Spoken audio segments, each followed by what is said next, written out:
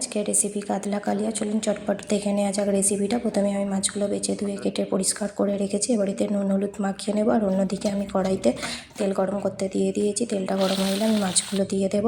দেখতেই পাচ্ছেন আমার মাছগুলো ভাজা হয়ে এসেছে। এবার আমি মাছগুলো একটা পাত্রের মধ্যে তুলে নেব। তাতে এবার এই কড়াইতে বেশ কিছুটা তেল রয়ে গেছে, তো আগে থেকে আমি পেঁয়াজ কেটে রেখে দিয়েছিলাম।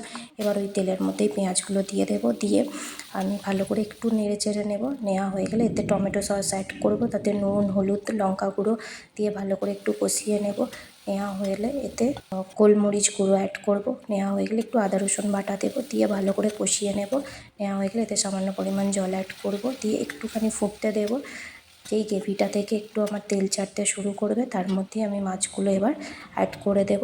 মাছগুলো দিয়ে এবারে ভালো করে নেড়ে চেড়ে নেব। নিয়ে মিনিট 10 মতন ছেড়ে দেব। তারপরেই আমি ওপর দিয়ে হয়ে এলে ধনেপাতা অ্যাড করব। করা হয়ে গেলে মাছগুলো একটু নেড়ে চেড়ে নেব। দেখতেই পাচ্ছেন কাতলা কালিয়া আমার রেডি। এটা ভাত দিয়ে বা রুটি দিয়ে সার্ভ করবেন। Thank you, tata. ভালো লাগলে সাবস্ক্রাইব করুন।